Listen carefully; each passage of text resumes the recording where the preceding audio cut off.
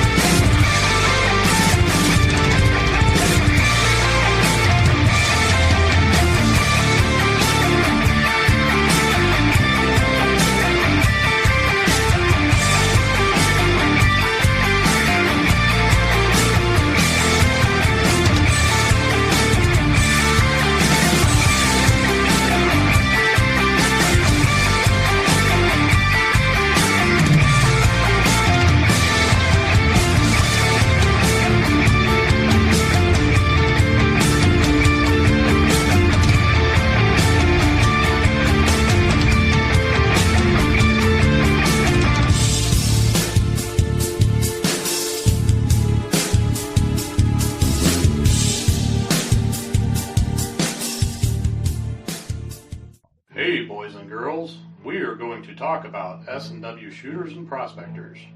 What is S&W shooters and prospectors? We at S&W Shooters and Prospectors help people find treasure. Did you say treasure? Yes, treasure. Just listen to this amazing review from our happy customer, Jackie Sparrow. Chuck was shipshape and a pleasure to deal with. I was able to buy everything that I needed at prices that were shillings less than others. I found my 9 pieces of it in no time. Savvy?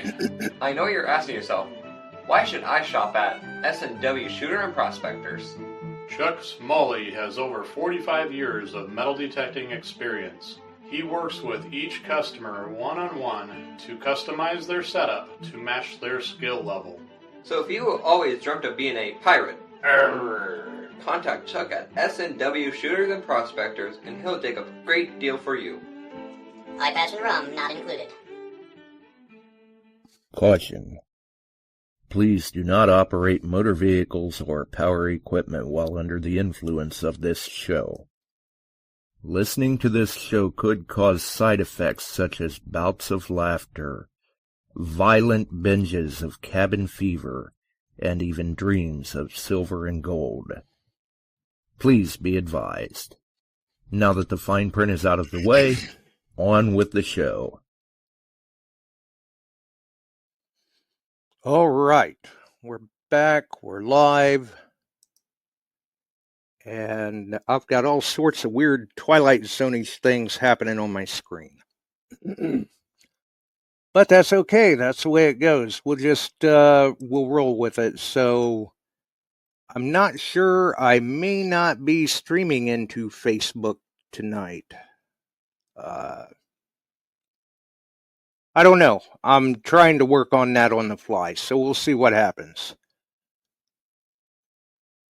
I know there's been a few times where we've had mic issues before the show. I think the computer's working on some sort of an update. Who knows? But we'll get Chuck in here real quick.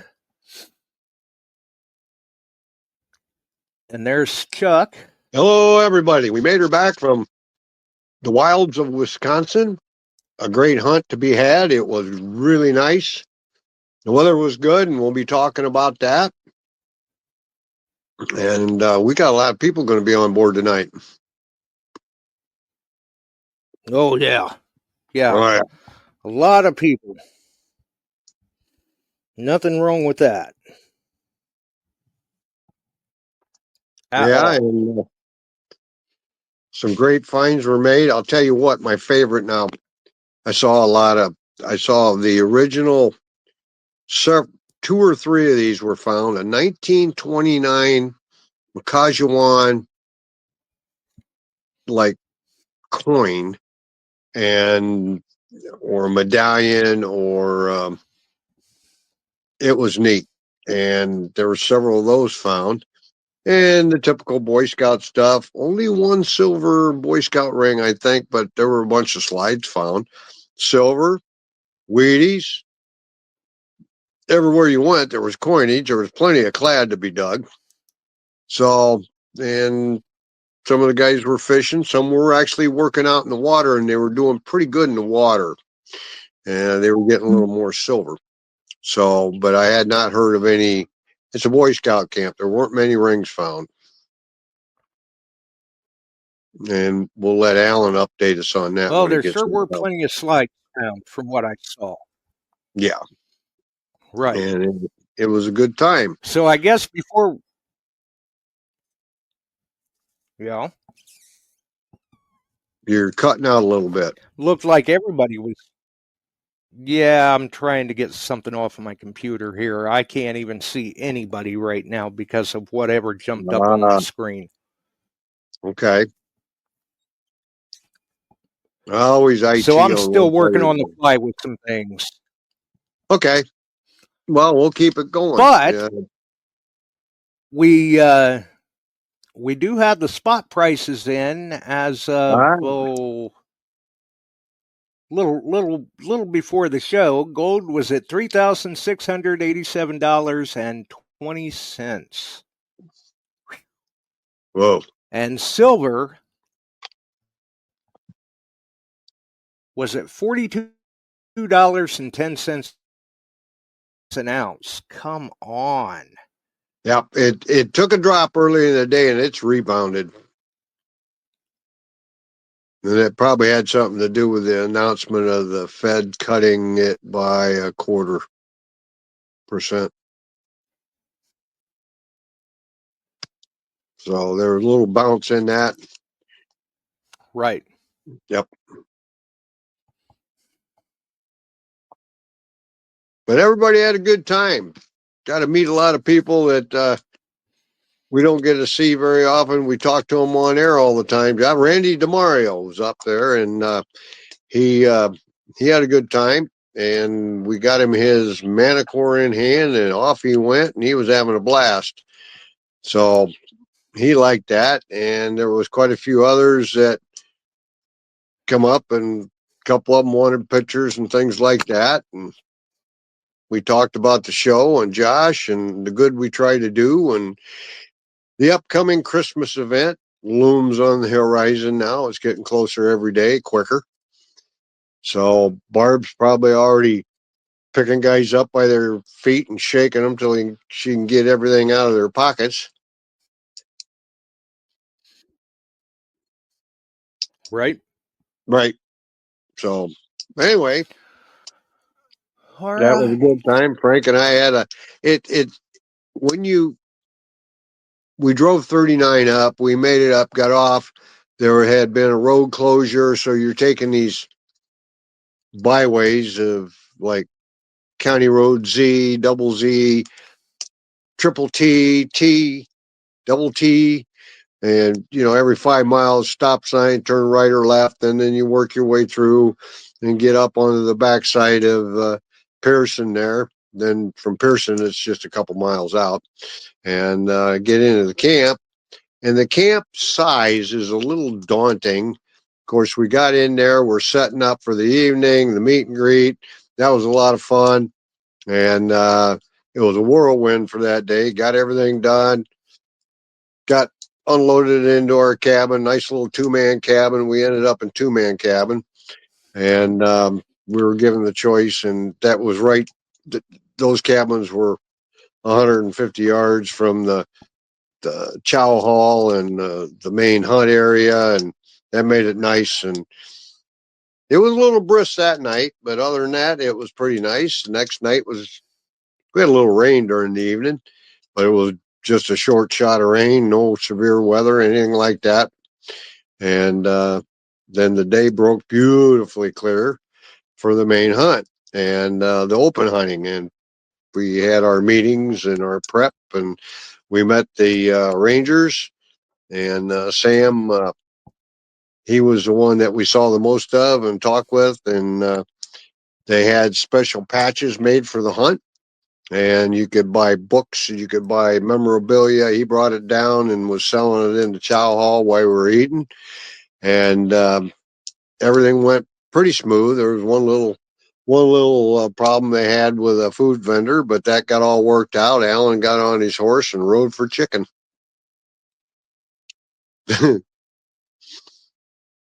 And what was it, 25 Nice. miles away? Yeah, it worked. Well, that came works. together. That takes care of it for sure.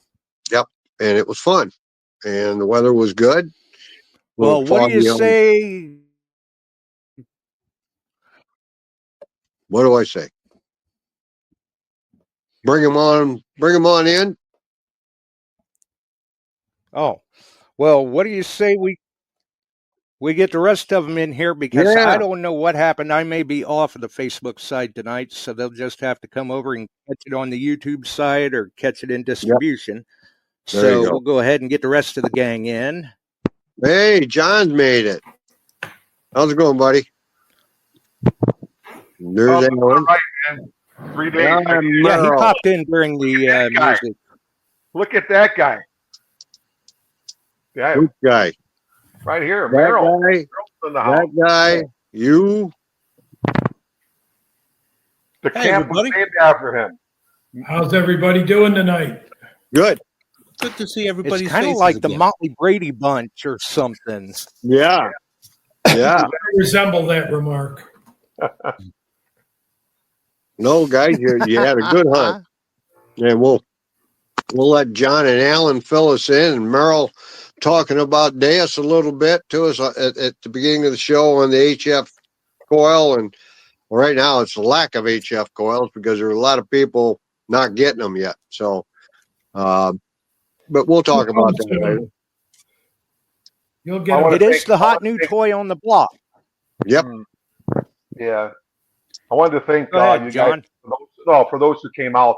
I know I thanked everybody at camp, but I want to thank everybody again for those who donated, those people who quietly donated that came into the lodge and just kept throwing bags of stuff down for the kids' hunts. Of course, Chuck Smalley, Windy City Metal Detectors, Merrill came, big asset there. It was like watching the men that never met Merrill but always watched him on YouTube. It was like Taylor Swift was in the building. It was the funniest thing I've ever seen. You know, John, I appreciate you saying that, and you added the ET at the end there. You know, people usually leave it at the first three. You called me an asset. Yeah. And yeah. You left those two letters on, so I really appreciate that. That's the Latin version of the Much appreciated. That ET helped a lot, didn't it? Yeah. But I was shocked. Here comes Merrill up, and I've watched Merrill. We've talked. We've been on the show together with Josh, and that was great to get to see him because he's always like the rest of us. We got so much going on, and it interlocks, and you can't make it one way or the other. Yeah, it's so amazing the difference that was a couple good. letters makes. Yeah. And we had from Naka, Hot Mess Fishing was there, right? Is that the way you're supposed to say that? Yes. And all the rest of them were over in England for the big detective ball. They Chuck, missed I out. got to say, I was a little bit starstruck. A lot of people have mentioned your name to me. I remember talking to Terry Shannon, and a lot of people have said, "Do you know Chuck Smalley? Do you know Chuck Smalley?" And I remember the last time I was on this show, I was like, "Wait a second, Chuck, is that?" And we got to meet at the event, so that was really cool. That was fun, and a lot of people were out. The open hunting was a blast. There was all kinds of camps tucked here and there, and the trail around the lake. We hunted that some, and it was a lot of fun. The place is gorgeous, absolutely a gorgeous site, big site. So the golf cart was a boon because that way Frank had his freedom to run to the lake. That was a godsend. You Yes, it couldn't was. get anywhere without those golf carts. No, that was a good deal. And Merrill, it's good to get to meet you again, and we can maybe get back together. Yep. So, and I'll talk to you. We're working with I'm working with a gentleman, and he's a television producer, and he's producing a show, and it'll be on. We're going to start shooting some things, and he produces The Wild Outdoors with Gary Mativier, and Gary is also producing The Wild Outdoors and Treasures to Be Found. And he's stepped forward with me, and that'll be on the air. And I would like to get some of you guys, club members, things like that. And he's all for it, and places to go and people and some hunts to film, because we're going to be working on that. And that starts here shortly. In fact, it's already started. We did some filming the other day. That's awesome. And that'll be on CBS. Wow. And I feel like I almost had to reconnect you with Merrill Sunday, Chuck. Oh, you did. You hooked us up. So you want to tell the story, or should I? You could do it. Oh, now go ahead. I am still being behind the scenes. Sorry, Josh. So here's the story. Like last time that I went to big event, I wound up giving my shovel to a family member who I invited to the event.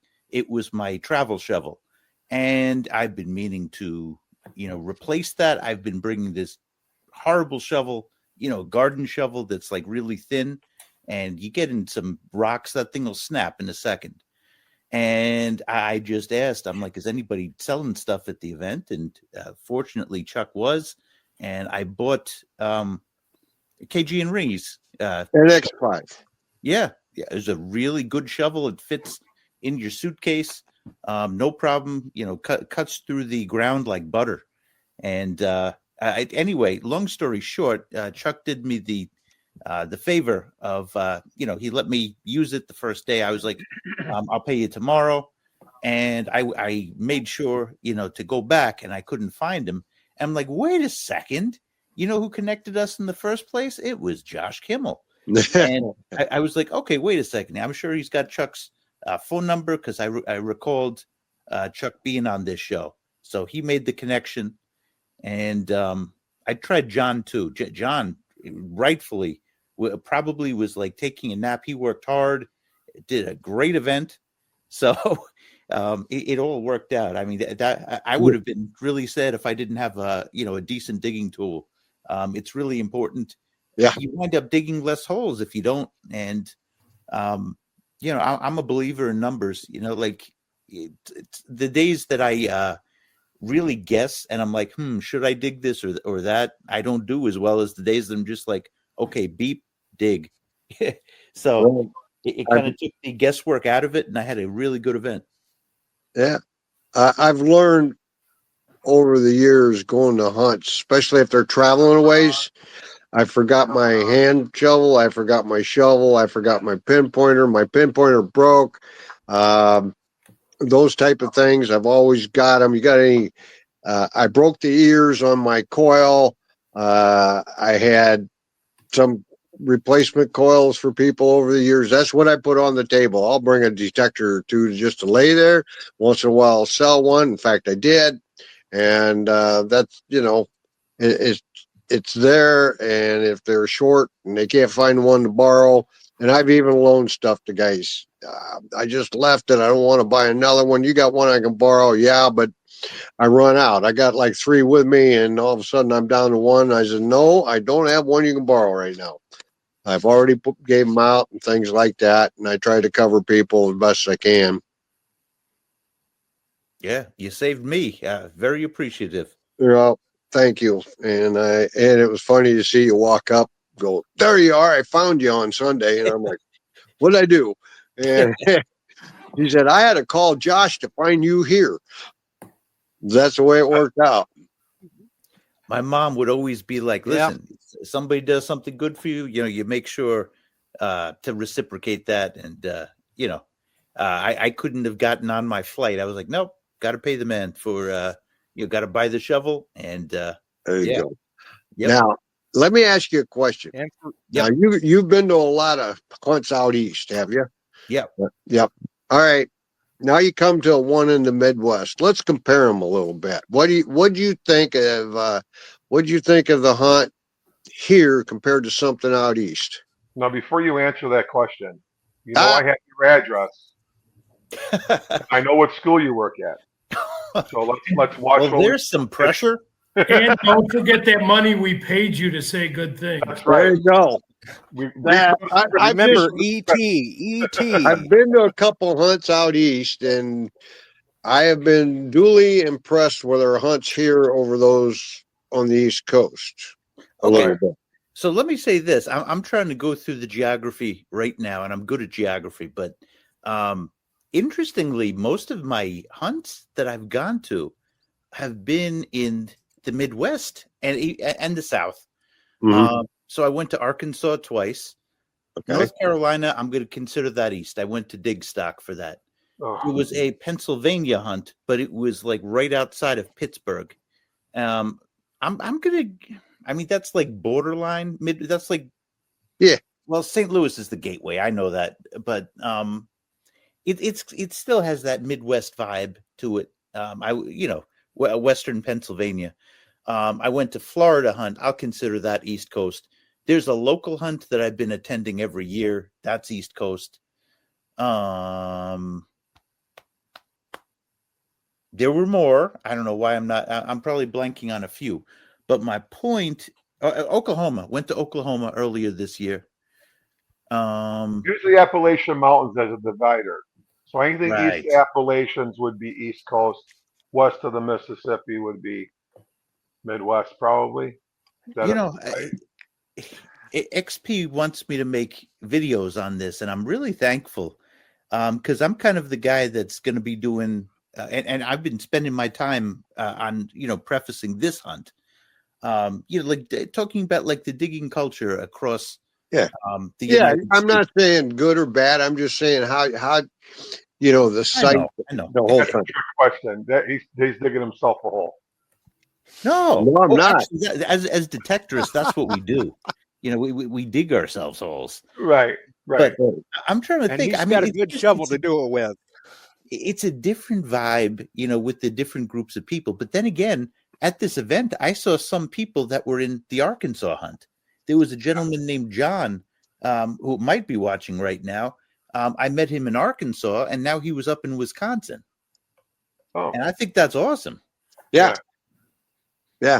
No, I'm getting a point across here that our Midwest hunts are some of the best run there are. There's no question. There's hands down. And you guys, with any adversity, it's the same way with us. We get through it, we make it right, and we put on a hell of a hunt. And you guys did too. Yeah, I'll wholeheartedly agree to that. Absolutely. Yeah, we had just make it happen, point blank. Yeah, we had a person from Ontario come in, and we had a guy drive up from Texas. Nice. And, so the woman that was last year at Ocaro from New Hampshire, she sent me a message like halfway through, and she's like, "I really wanted to come, but I just can't." Oh, but, I mean, it was nice of her to say it, but I really wasn't like, "Oh my God, you're not coming." But it would have been nice to see her there again. I forgot Texas and New Hampshire. I went to those too. Did you? Yeah. That's cool.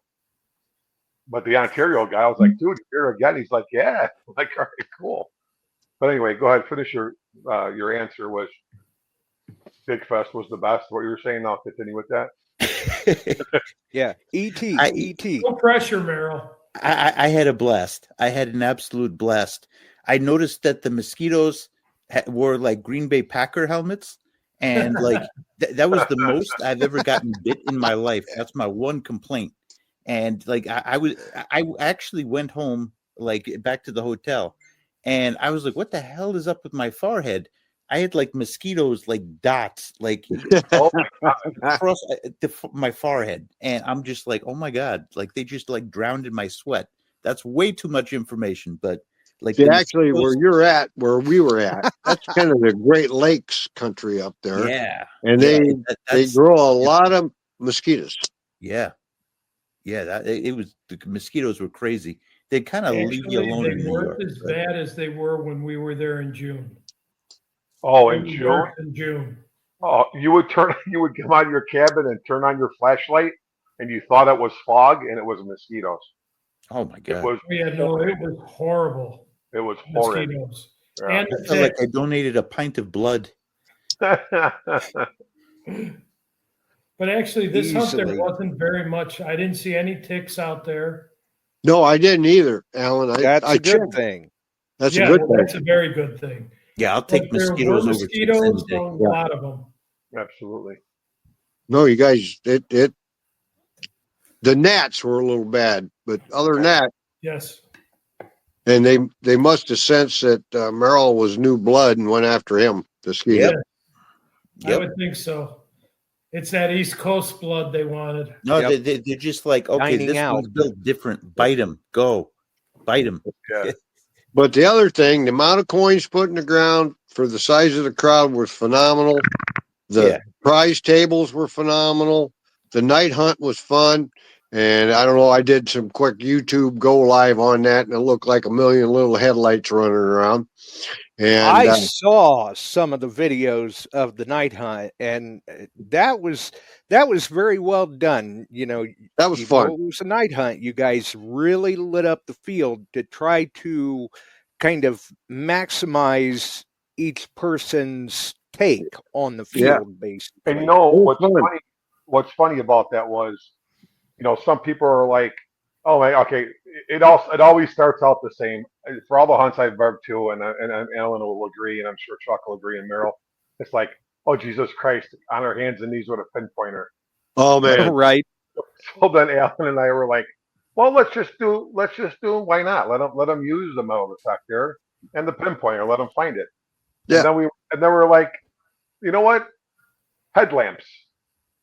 Because it was such a vast field that really, I mean, I'll be honest with you, I left Sunday, but I was talking to some people that I had to leave Sunday early, and Alan and them stayed. But I was talking to some people that continue to hunt Sunday.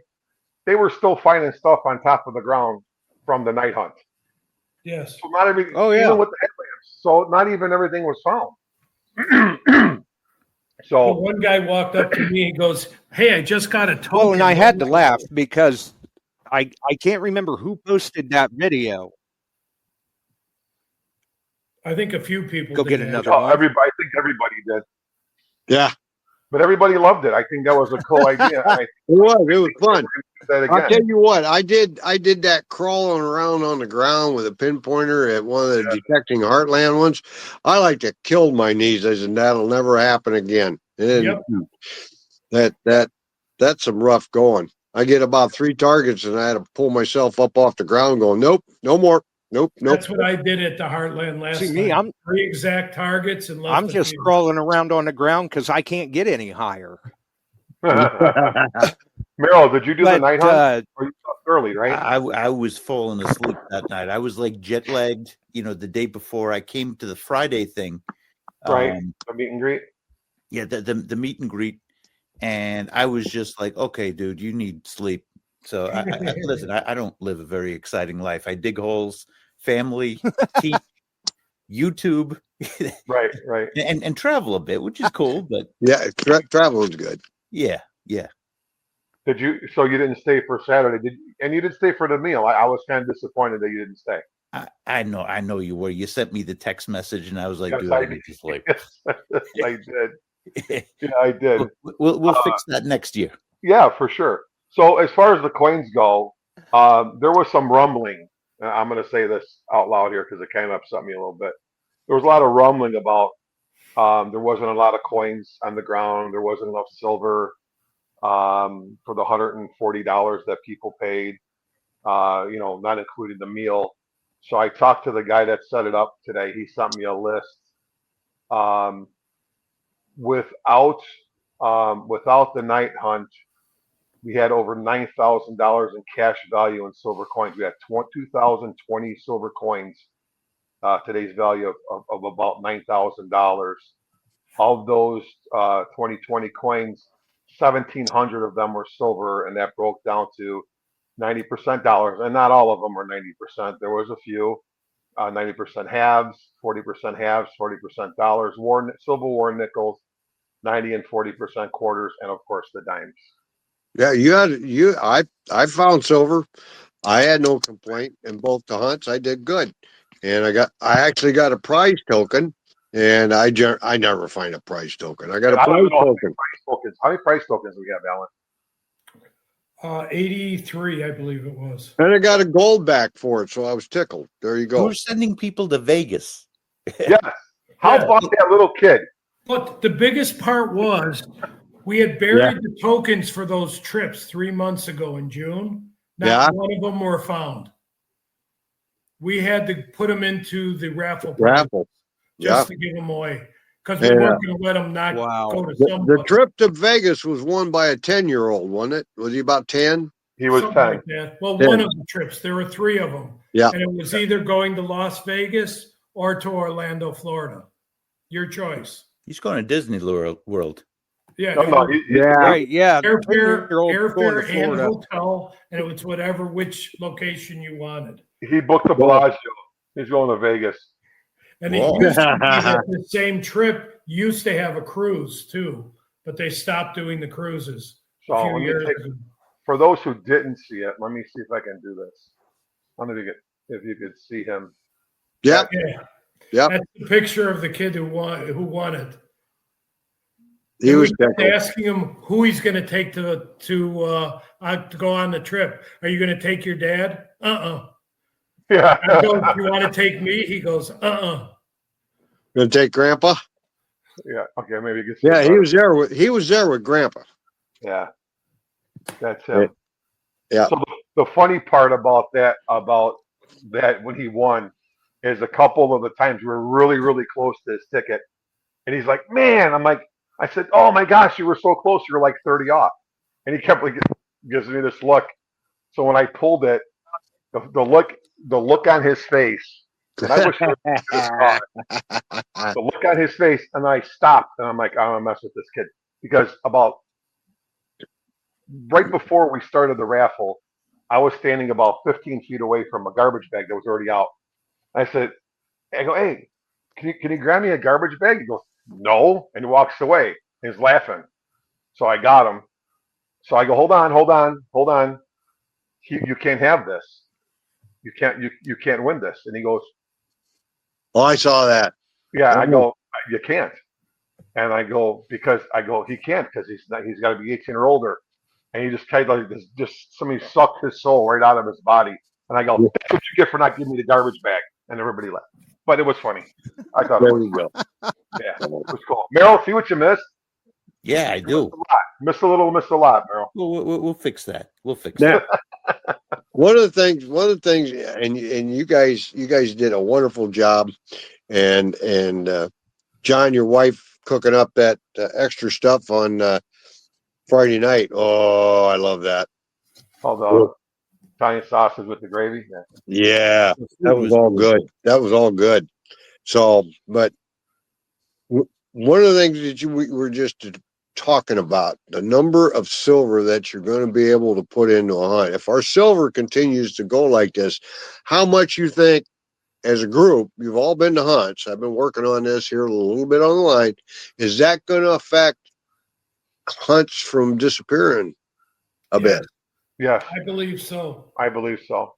This is the whole reason I'm talking about this, because the good hunts, and they charge a little more, and you put a little more in the ground, and you buy more prizes, or you get more prizes donated, I think they're going to survive. But some of these smaller ones where we're talking $3.02 for a dime right now off coinflation. That's the 90% silver dime is $3 a piece. And dime silver on the ground is one of the mainstays of it. You'll put a few quarters, a couple halves. You may have tokens for silver dollars or rounds. You guys do raffles on gold coins. You have gold backs, things in your hunt. That's gonna pinch us pretty hard, I think. I do too. Yeah. And then where do you go? The $50-$60 that they're predicting. Yeah. I don't see how you can have a lot of silver in hunts anymore. Now, one thing that people were talking about, I heard before this, that they were accepting silver coin as payment to get in the hunt. Yes. Well, We talked about that too, and we just didn't implement it. don't they do that? And correct me if I'm wrong. In the Oklahoma hunt, I don't know. It's not a requirement. It's like something they've suggested before. I think it was Oklahoma, but I'm not sure. Maybe we There gotta have been a start number of hunts that have appreciating kind of zinc. supplemented that. I know the Buckeye Championship hunt does that. Merrill, what'd you say? I was going to say we got to start appreciating zinc. We got to think of it like a chia pet, because like you leave a penny in the water, it's just going to turn into this like white blob that's like a sculpture. It could go any direction. Yeah. So we just got to think of it like a chia pet. I hate pulling zinc pennies too, but maybe if we rebrand it and it's like, yep, it's going to turn into this great zinc sculpture. There you go. No, actually, I don't think people are going to buy that. But who's going to, right? So we're getting back to and the if silver. it comes out looking right, we can throw it on eBay. We'll still do silver, but I just don't know how much. Yeah, that's a problem. That's to be determined. And then it becomes who's going to go? Who's going to spend? Again, I forget who was that put up the post. Who's going to spend $300? I wouldn't. I would never ask somebody to come for a $300 hunt. No, you can't do that. But then in the same instance, if it was, even if we went up, let's just for shits and giggles, 180. What are they going to get for 180? Do you know what I'm saying? Yeah, I that's why I brought this. Been working from asking Merrill what he thought of the hunt all the way through this, because I think your seeded hunts are going to dwindle or be priced out. You know what I'm saying? Yeah. So how are we going to defeat that? You put on an excellent hunt. Detecting the Heartland, I. We all put good hunts, or a lot of stuff out there, or you go out and you take the money and you purchase quality detectors, prizes, whatever, and flag coins with a few silver mixed in. And that's about where you hunt now. You get more flag and that kind of stuff. Well, here, I just figured this. Or we're going to see more hunts that will accept silver in form of registration. Right. Well, I just and not only that, lean more towards the wild hunting side, like Makajawan, where you can do a little bit of a seeded hunt, but a lot of the hunters, they're going to be equally, if not more so, interested in the wild hunting because of the history of the location that the event is held in. That's what I was about to say too. Yeah, and I just did this. If you add $40 to an entrance fee, and figuring that, so let's say 100 people at the hunt, you're going to bring in $4,000 extra. With that $4,000, if silver gets to where they're saying, that's going to put dimes at about $5 a piece. Yep, you're talking 800 extra dimes. Yeah, it doesn't go far when you're trying to put targets on the seeded field. It's not going to go that far, even if you add to your entrance fee. So Merrill, at that point, it's going to be difficult. What were you saying, Merrill? Oh, I was just typing. I was going to agree. I was saying that my favorite thing about the hunt was that it was really a natural hunt. I mean, the seeded hunts, I've heard people say it's almost like there's like the fishing in the barrel line, like it's right. There's nothing to it. Right. But the natural hunt, I think that's the biggest draw, and getting us on the scout camp, and there was all sorts of cool stuff there.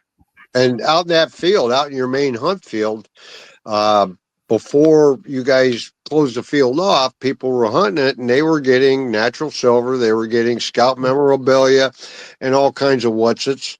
And the chance of maybe finding something really old with a chance at a piece of copper culture and that kind of stuff. They liked that. They hunted all day. Then there was lake hunting for those who brought their dive gear, and they were doing okay.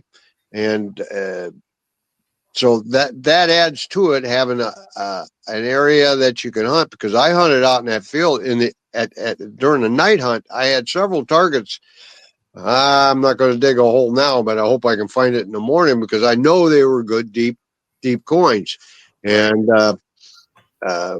So looking at Detective Hall, they do a small seated hunt for prizes only, basically.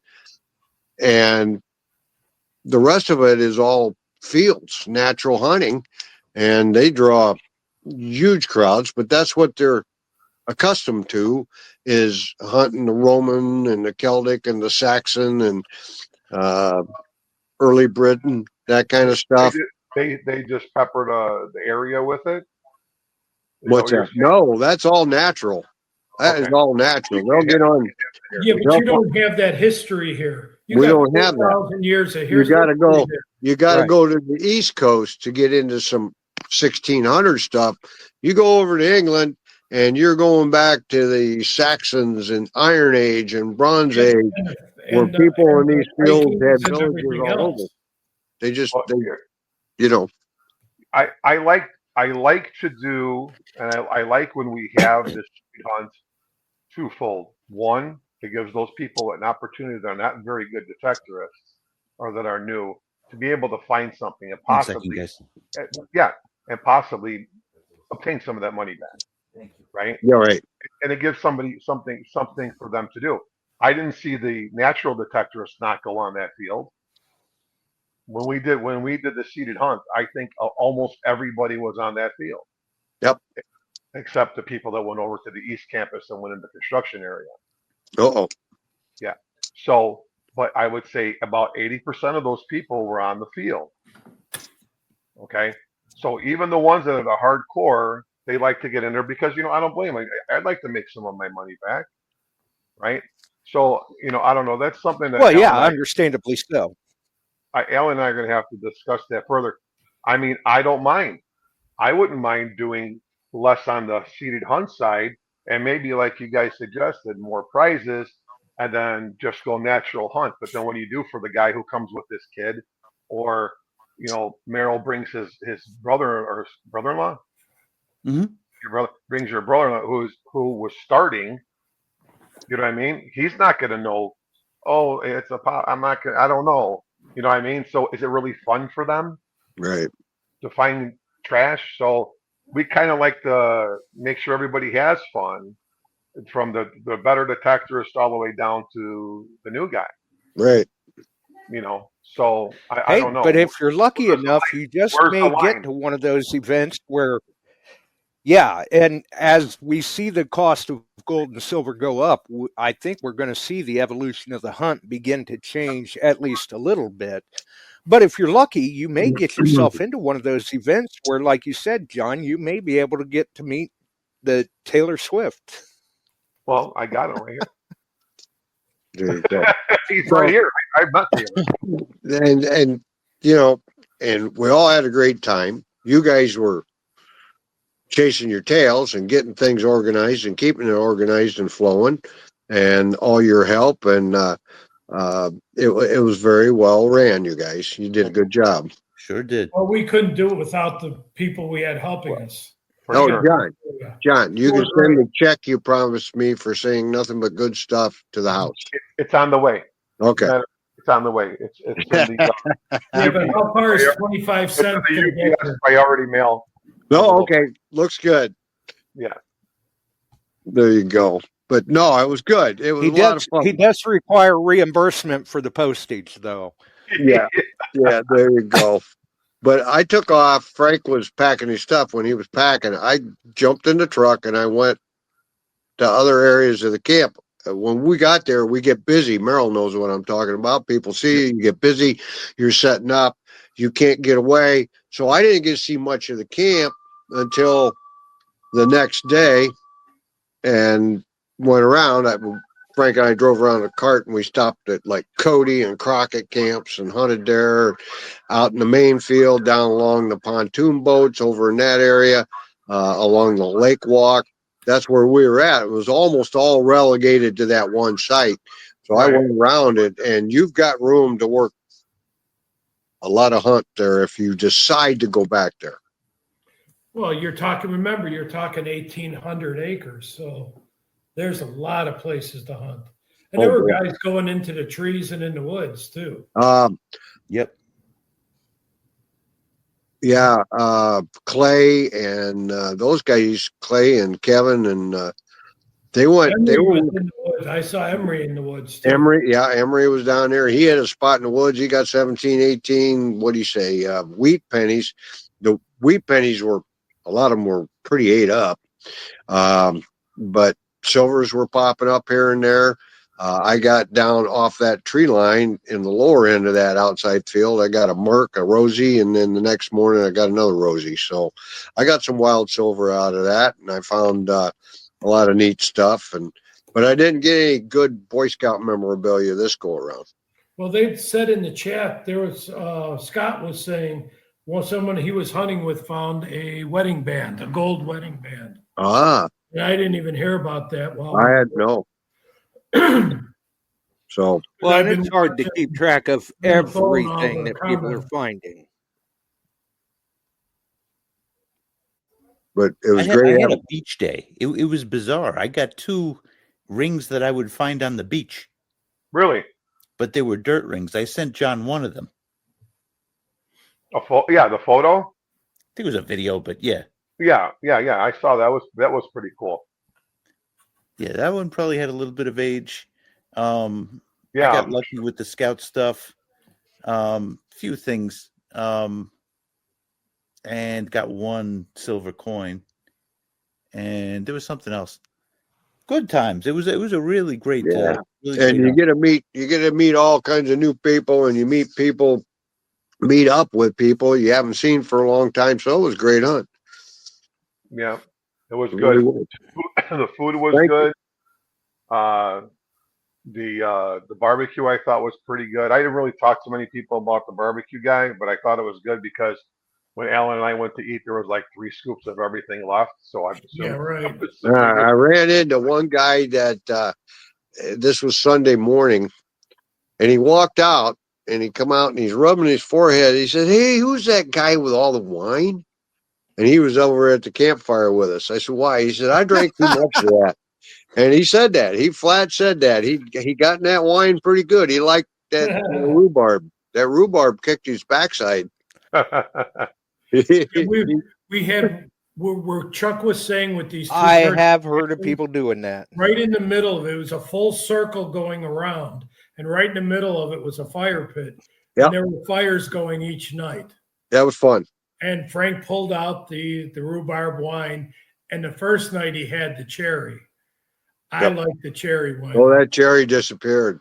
It did. Yeah, that was good stuff. So Frankie, if you're on there, I think he is. He is. He's yeah. Oh, by the way, Frank, I'll see you tomorrow morning in Bettendorf.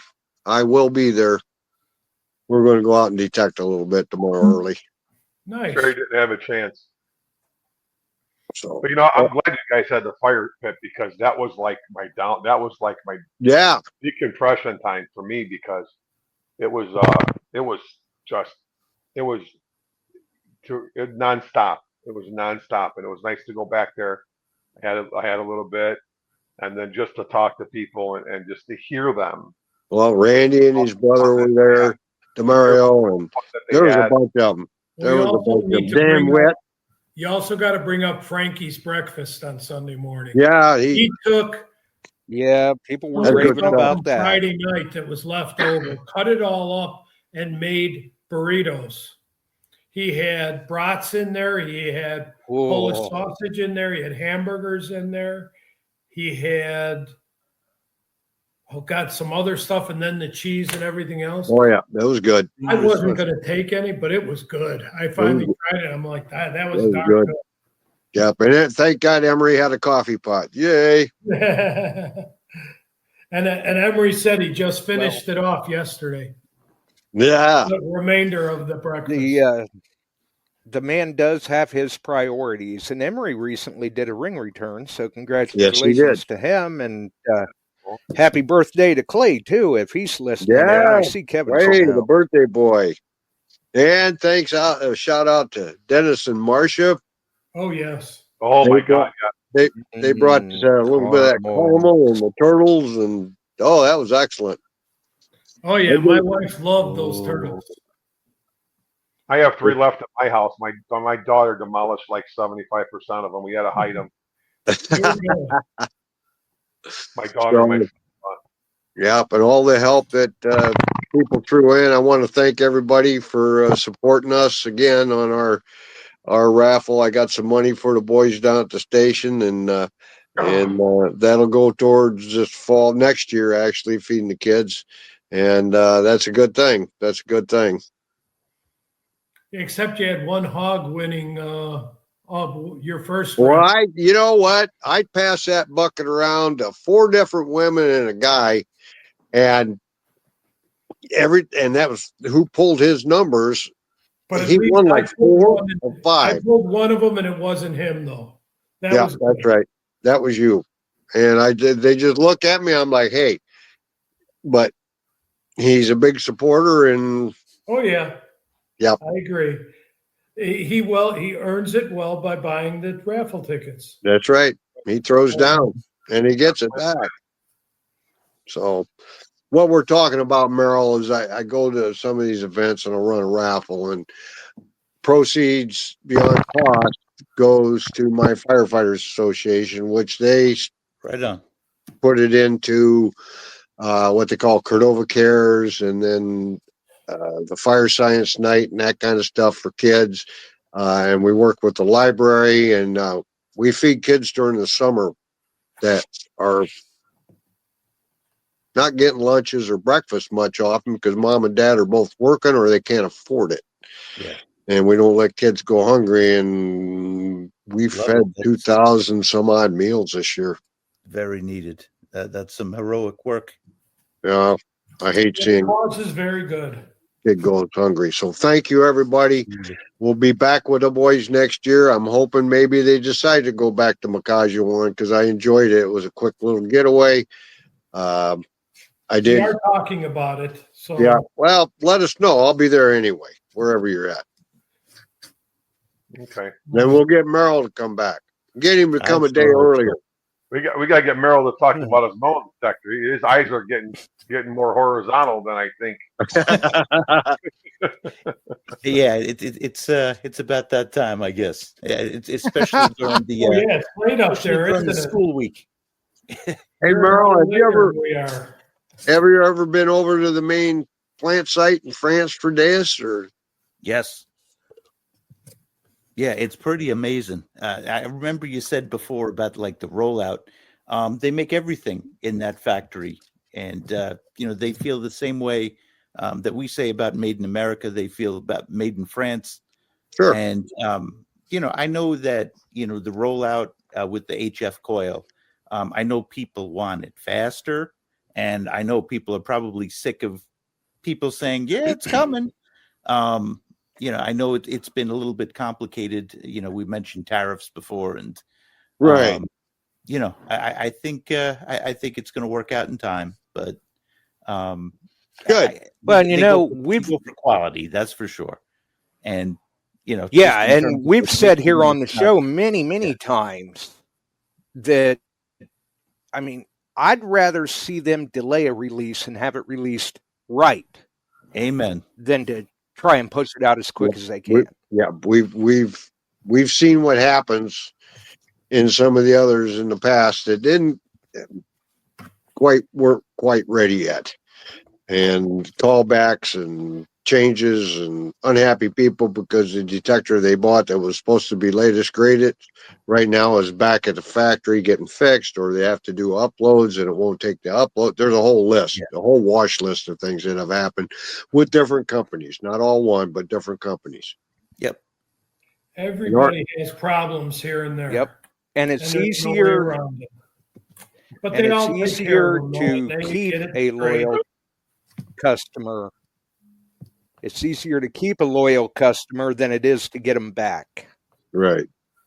Nobody's expressed this to me at XP, but what I sense is this is kind of an unprecedented thing. Think about it. A machine or a coil that goes up to 120 kilohertz with a target ID, that has not been done before, at least to my knowledge. Gold detectors are notorious for not having target ID. There's some that, say they have a gold mode, but And let me use Deus for an example. XP, there's the Goldfield. That's been there for a long time, but that went up to 45 kilohertz. We're talking about 120. If you're going in mono, 90 if you're going in multi. So with the target ID on the screen, like that's kind of unprecedented. So. And it's been a good, rollout in that, you don't hear many issues. A lot of people are questioning the target ID, but again, that's like the science to it. Like it's high frequency. It's a different animal right there, and it hasn't been done. So, without a doubt, back in the very early days of electronic prospecting, like they call it, the early Fishers and the early Garretts and the Whites, they fell short. They really did, but they did find some gold. And then Fisher came up with that gold bug, and that changed a lot. And the PI units.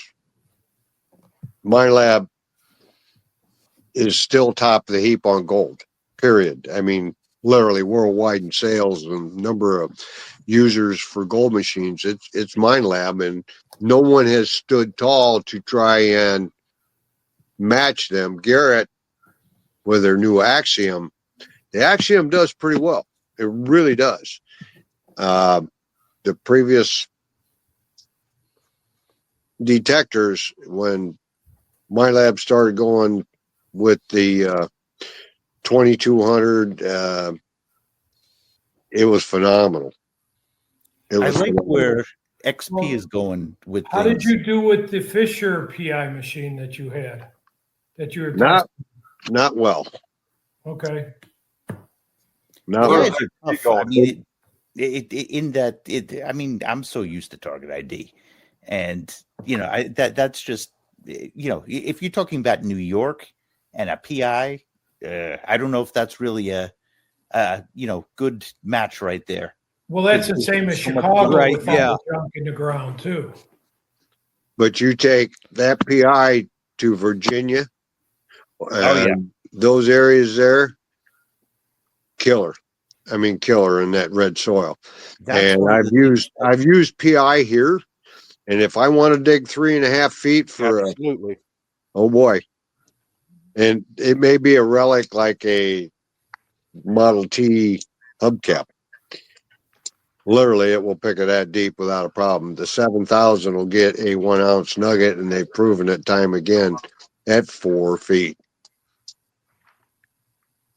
So, and pieces of bobby pins and fish hooks. Oh, you got it. Little things, but this high frequency in standard mode detectors has come a long ways, and Fisher's the one kind of started that with the gold bug.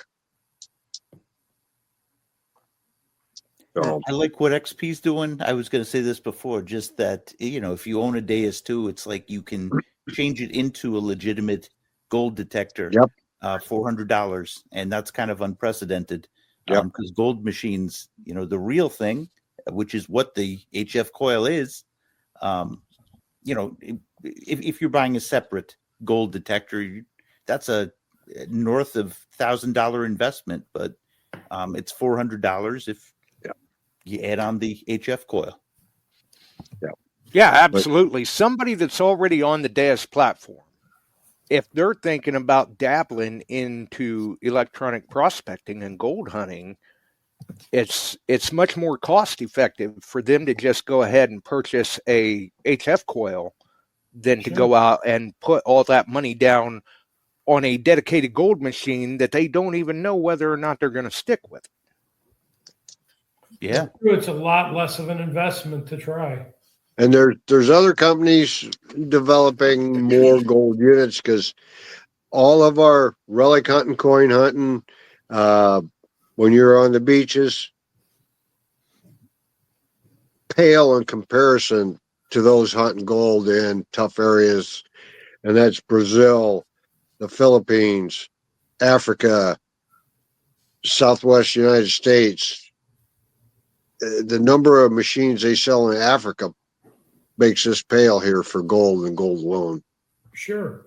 Well, look at your big areas for gold right now. You've got Africa, you've got Australia, and then you have Alaska and the gold rush in California. Yeah, and then but I mean, Africa and Australia are blowing away everything else right now. Yeah, but for a while here, and you don't hear much about it, Brazil. Right. Yeah, and you know, when a guy, all right, let's say Merrill, we bought the DS2, and we got the coil. We drop a couple. What we dropping on that? $1,900, $1,800. But then you got the guys that are hardcore out in the field, nothing but gold in Australia, Alaska, this kind of stuff. We're talking, if you get a 3-ounce nugget, 4-ounce nugget, you're talking 15 grand. Yep. Maybe 18 grand. So I drop 6,000 and I find 2 of those in a year, 3 of those in a year, and a bunch of little gold. Or if I buy that DAS, I mean, that's the economics, the way these guys look at it. What am I finding where I am? Well, I'm not finding gold nuggets in Illinois, I'll tell you that. Nope. But fine gold can be found. But you got to go to the gold fields where, you know. What's amazing about metal detecting is still, even in a day and age where there's less coins being dropped or, you know, in circulation, right? You know, you still will, your investment will be net positive. There's no question about it. It could be, if you use it, that is. Really, it's one good ring is one metal detector. Right. One good find justifies the cost. Yeah.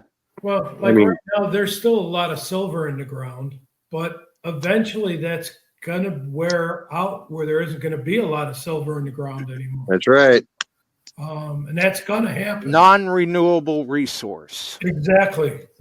Fellas, when I started metal detecting, almost 70% of the coins that I dug was silver. Yeah, exactly. What's the percentage today? When people are excited, they get 5 silvers, 10, maybe let's say it's 10 silvers a day. An average day for me was when I went out, I was working different areas in the Quad Cities and Cordova and all these. I could get 35. It wasn't hard to get 35 silver coins in an afternoon. Not anymore. And today, you don't, unless you happen to hit a unknown beach area, things like that, hasn't been gone over. Those days are thin. Right. You get 1 or 2 silvers in a day and you're having a good day. That's right. Yeah. Maybe a gold ring. Yeah. Yeah. Today, somebody walks out with 3 silver coins. Yeah. Back when you started, you could walk out with $4 or $5 worth of silver coins. Face. Yeah. Yep. But that is going to run out eventually. Yep. It's drying up. Back in the day that I went, there was a coin shop down in Davenport, Iowa. If I had accumulated a lot of Roosevelt silver, I'd take it in and get 34 cents a dime. Think about it, 34 cents a dime. Maybe 36. Yeah. As opposed to $3 a dime. So, relatively speaking, in cost and return and that kind of stuff, you know, I sold a lot of Roosevelts. I'll tell you what, because I was working bare ground with a parking strip, big ones, in Davenport, Iowa. And you work around the meters and you just picked it up. Literally everywhere. So, hey, you know. But at that time, I could say I got $35 in on silver, $35 and fill a gas tank, feed me and the wife, and have a few bucks left over for a movie. Oh, God, yes. So today, now you can't do any one of those things. $12 McDonald's Happy Meal or whatever it is. My God. $12 to $13 for a movie ticket. Oh, it's all comparative. Yes. But this high frequency that DAS has come out with on fine gold, especially the beach hunters looking for the thin chain. Wow. But on those same beaches, how much trash are you going to pick up that deep also? Your pull tabs, your... There's no stopping that. You're going to get all those too. Yeah. Yeah. That is true. I'll give that to Merrill. That is true. You're good. It doesn't matter where you're at. You're going to find trash. That's Yeah. right. Yeah, Got Merrill. If gold, you aren't wax, so finding- when you got gold, you're going to get nuggets, and there isn't much trash. At certain parts, It's you'll not get like some, but other than a that, there tool isn't that's any. going to like get rid of the trash. Like it's something that will get you those tough eddies. Yes. Like I went the first time through on with the 11-inch coil. Somebody pointed me in the direction of good ground. I started out horribly. I went to that main field, clad all over the place. There was a little corner that was like really hot, and I got pretty much everything there. I went back with the HF coil. That's when I got the silver coin and some more Boy Scout stuff that I swear I would have swung over, and other people were there too. But So it's good. It's good for the beach chains. It's good for the tough eddy signals, and that also could be how coins are situated. It gives you an advantage with that. It's not your starting pitcher. I did not start with it. It's like your ace reliever. there you go. I'll be interested to get my hands on one. Makes Give it sense. a whirl. I like to get my hands on one. Yeah, I'd love to try one. Yeah, that's a hint there, So, Merrill. Make a you call. and the customers I on wish- your waiting list. I wish that I think I did. I wish I offered you guys, hey, you wanted to try this? No, we want one for ourselves, Merrill. Merrill, you. I understand. I looked down that way. I bet you had 5 guys standing down there looking that over.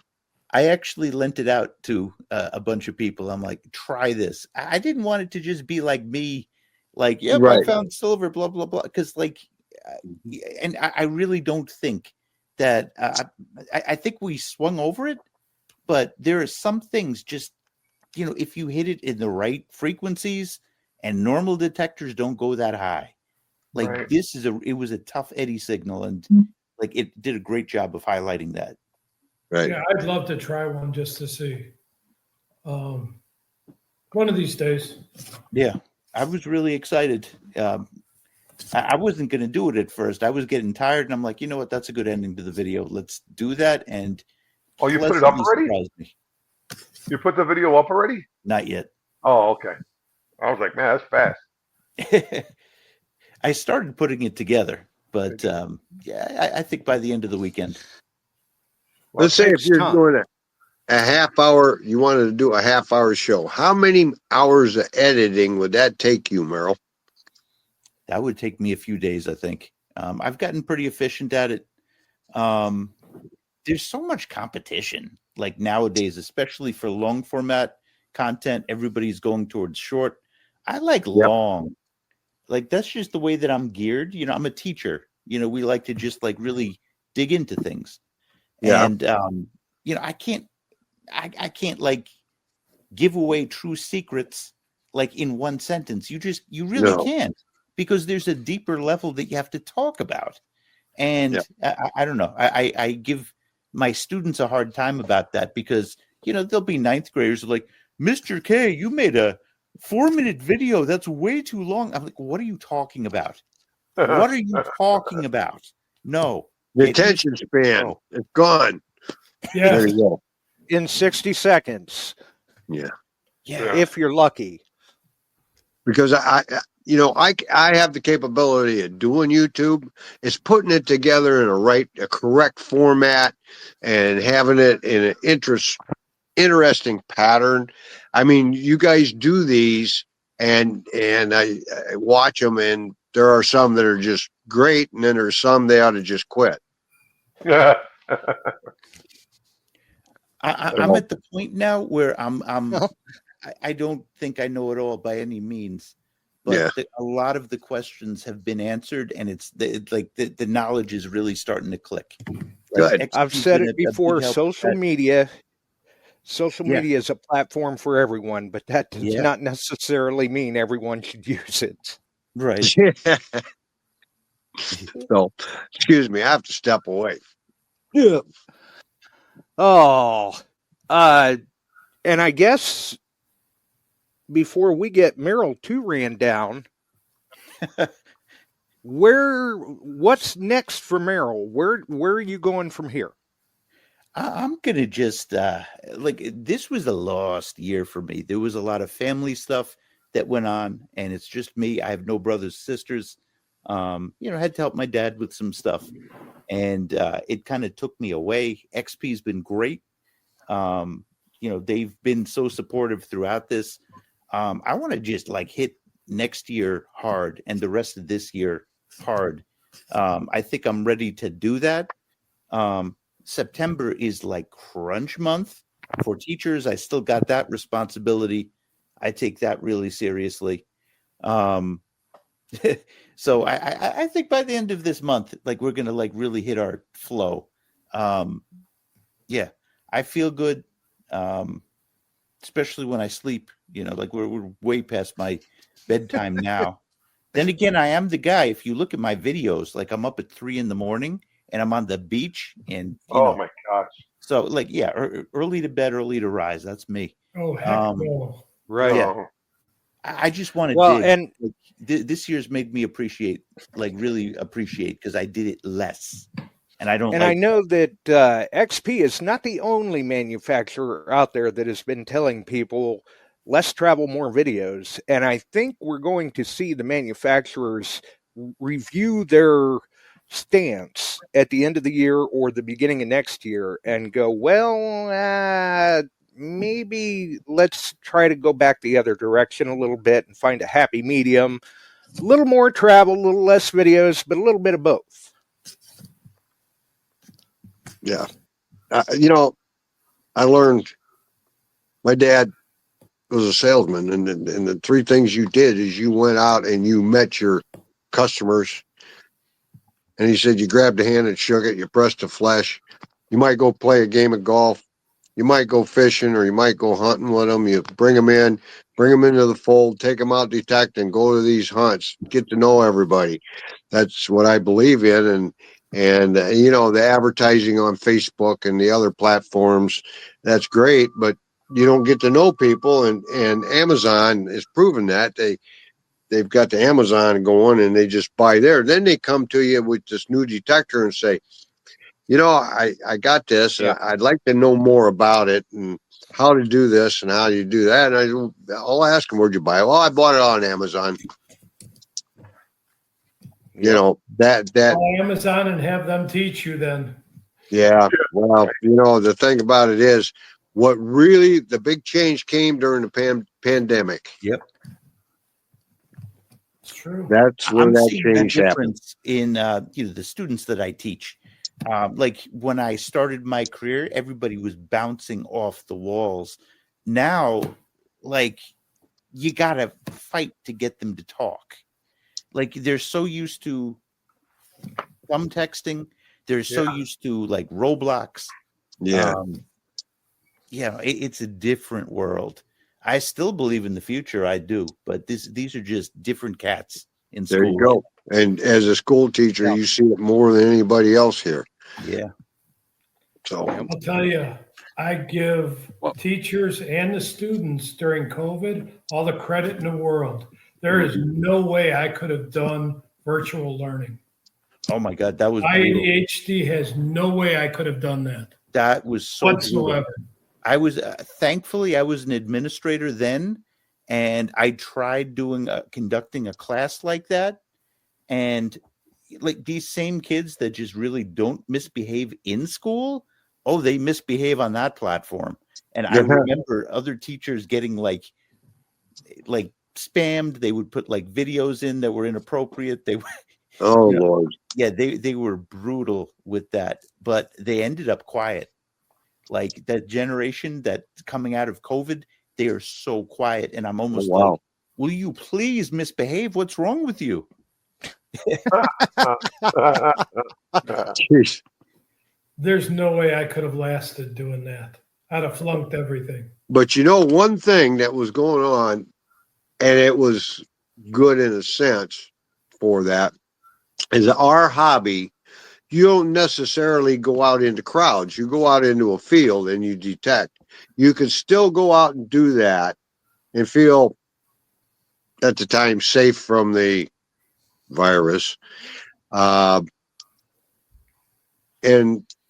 a lot of people would call and we'd meet. They'd come and we'd meet and they'd get their detector and that was it. They call, talk to me and get that. And then they'd go out and they call back and ask questions and that kind of stuff. But Amazon took over. You could order it and no contact, dropped off at your porch. There it was. You could And see it just wasn't detectors. Groceries even. Like retail right now, I mean, everywhere. Like I grew up in the 90s, every store was full. Everybody was fighting, to get into, new retail spaces. Now across the country, New York, I saw it in Wisconsin too. There's so many empty storefronts. And like you said, internet commerce, you don't have to pay the rent, at retail. It's a pricing advantage. And it's frustrating for salesmen to, like you were saying, you give all of the information and then they buy it wherever there's a the cheapest price, which is usually like an Amazon, like you were saying. Mm-hmm. Cyber coupon. They it's changed the way business is done. It's hurt all the mom and pop type stores. They folded up. They can't compete. Amazon likes to say, "Well, we've created all the smaller industry here. We support them. They work through us on their platforms we offer." If you sell on Amazon, the amount of money Amazon takes from your profit margin is more than what you get by a lot. And the interaction with people, that's gone. And the quiet kids on the internet trying to learn but posting up stuff because they don't like it. Hopefully we all get back to a good norm. It's slowly coming back. But one other thing is some of your major manufacturers have their own store on metal detectors and that kind of stuff. You can order direct from the company. It comes to you. No middleman. Company gets the MSRP, and they're buying online. And it's been going on like that. The day of the local dealer is dying out. Yep. And that's on everything. And that's going to get worse. Yep. Yeah. I'm an outside sales rep selling to stores. Yep. Retail is non-existent right now. Yep. And just to answer Jason, it's not just them. Well, he said Garrett does that where they sell online. Yes, almost all the companies do. Mind Lab, Garrett. It's not just Fisher. Garrett. No, it's a whole group of them. The whole group. Oh yeah. So, before we have Merrill fall out of his chair on us, is there anything else you would like to add, Merrill? And we'll let you out of here so you can get to bed. Yeah, he's probably got to go in tomorrow. Sure do. Yeah. No, I just want to say I had a great freaking time. I want to go back. Like we want you back. Yeah, it was just a weekend ago, and not half a week ago, and nice to see you guys here. Yeah, it's nice to see you. Nice to meet you. But a really fun group. I could tell you guys have fun. Good chemistry, and good people. Thank you. Yeah, it's a pleasure having you for sure. Yep. I want to come one back. One of these days, I'll run into you. I look forward to that. I was looking for you.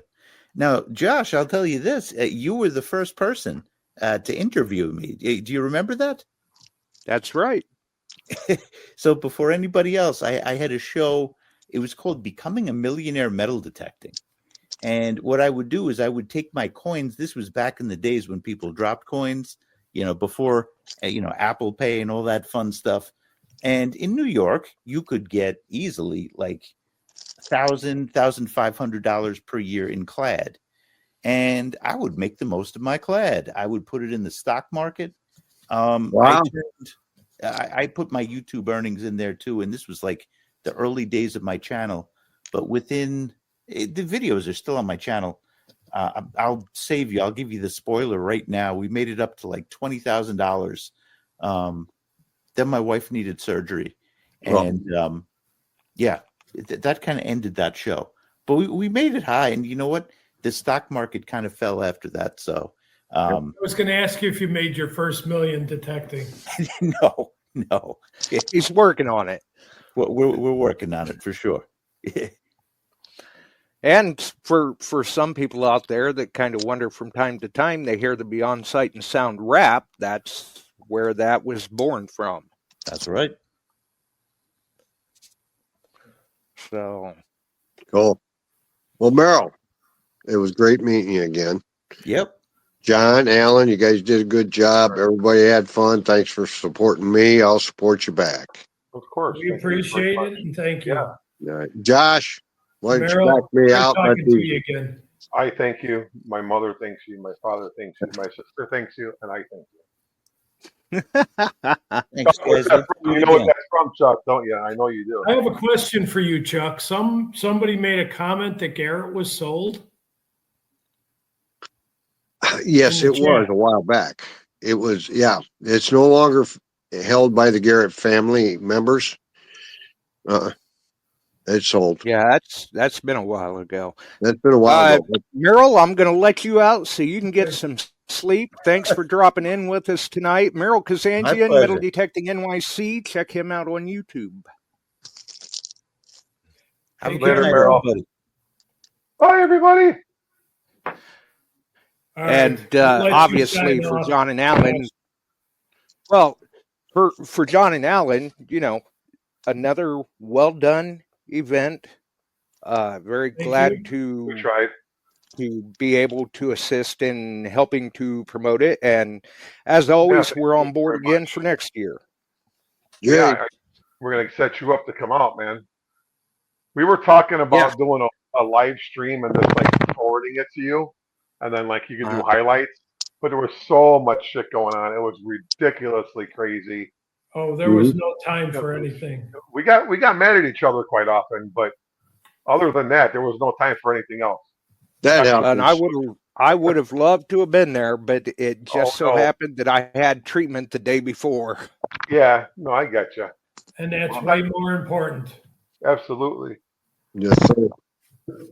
Gentlemen, I'm out of here. Thanks for having me, Josh. As always, everybody. Take care, friends. We'll talk to you. Night, everybody. Bye-bye. Night, everybody. Bye. You take care. Take care. All right. You all take care. And let's see. We still got one hanging in there. Let's see. There we go. And then there was one. Obviously, John Ramoska, Alan Landau, Illinois Metal Detecting Association, and Chicago Dig Fest. Chicago Dig Fest recap. Obviously, some of the talent there. Meryl Kazanjian, Metal Detecting NYC.